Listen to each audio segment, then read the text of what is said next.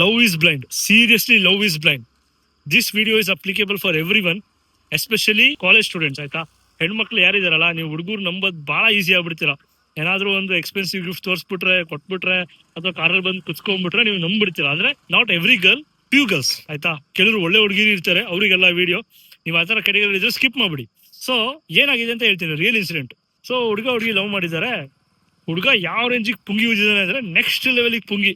ಅವನು ಹುಡುಗಂದು package 1 crore ಅಂತ ಹೇಳಿದಾನೆ. ಅದನ್ನೆಲ್ಲ ನಂಬ್ಕೊಂಡಿದ್ದಾಳೆ. ಸೊ ಮದ್ವೆ ಆಗ್ತೀನಿ ಅಂತ ನಂಬಿಸಿದಾನೆ, ಬಟ್ ಮದ್ವೆ ಆಗಿಲ್ಲ. ಮದ್ವೆ ಆದ, ಬೇರೆ ಹುಡುಗಿ ಜೊತೆ ಆದ. ಅದು ಇವಳಿಗೆ ಗೊತ್ತಾಗಿದ್ದು ಮದ್ವೆ ಆಗಿ 2 ದಿನ ಆದ್ಮೇಲೆ. ಅಂಡ್ ಇಲ್ಲಿ ಆ ನಂಬಿಕೆ ಇದೆಯಲ್ಲ, ಅವಳು ಹುಡುಗನ ಮೇಲೆ ಇಟ್ಟಿದ್ದ ನಂಬಿಕೆ, ಎಷ್ಟು ನಂಬಿಕೆ ಅಂದ್ರೆ she didn't even do minimum BGC. ಅಂದ್ರೆ ಹುಡುಗನ ಕಂಪನಿ ಯಾವುದು, ಮನೆ ಅಡ್ರೆಸ್ ಎಲ್ಲಿ ಬರುತ್ತೆ, ಫ್ಯಾಮಿಲಿ ಎಷ್ಟು ಜನ ಇದಾರೆ, at least have some little background verification ಅಲ್ವಾ. ಅದು ಬೇಕೇ ಬೇಕು. ಅವಳು ಏನು ಕೇಳಲಿಲ್ಲ, ಅಥವಾ ಇವ್ನು ಕೇಳಿದಾಗ ಅವ್ನು ಇಗ್ನೋರ್ ಮಾಡಿದಾನೆ, ಹೇಳಿಲ್ಲ. ಅವಳು ಅನ್ಕೊಂಡಿದ್ದಾನೆ ಮತ್ತೆ ಕೇಳಿದ್ರೆ ಎಲ್ಲಿ ಇರಿಟೇಟ್ ಆಗುತ್ತೆ, ಫೋರ್ಸ್ಫುಲ್ ಆಗುತ್ತೆ ಅಂತ ಅವಳು ಬಿಟ್ಟಿದ್ದಾಳೆ. ಸೊ ಅಟ್ ದ ಎಂಡ್ ಏನಾಯ್ತು, ಹುಡುಗಿಗೆ ಟ್ರಾಮಾ, ಹುಡುಗಿಗೆ ಸೋ ಮಚ್ ಪೇನ್. ಅಷ್ಟು ಬ್ಲೈಂಡ್ ಆಗಿ ಇನ್ವಾಲ್ವ್ ಆಗಿ ಈಗ ನೋವು ತಗೊಂಡ್ರೆ ಏನ್ ಬಂತು. ಸೊ ಅಟ್ಲೀಸ್ಟ್ ಇದು ಒಂದ್ ಹೆಣ್ಮಗು ಕಥೆ ಅಲ್ಲ, ಇದು ಸುಮಾರು ಜನಕ್ಕೆ ಆಗ್ತಾನೆ ಇದೆ. So be careful, be aware, especially college students. ನೀವು ಸುಮ್ನೆ ಯಾರ್ಯಾರಿಗೋ ನಿಮ್ಮ ಎಲ್ಲಾ ಪ್ರಿವಿಲೇಜು ಕೊಡಕ್ ಹೋಗ್ಬೇಡಿ. So only in case of marriage commitment ಇತ್ತಾ ಪ್ರೊಸೀಡ್ ಮಾಡಿ. ಮ್ಯಾರೇಜ್ ಕಮಿಟ್ಮೆಂಟ್ ಇಲ್ಲ ಅಂದ್ರೆ ಬಿ ಕ್ಲಿಯರ್, ನಿಮ್ದೇನಿದೆ ಅದು ಕ್ಲಿಯರ್ ಆಗ್ಬಿಟ್ಟು ಹೋಗಿ.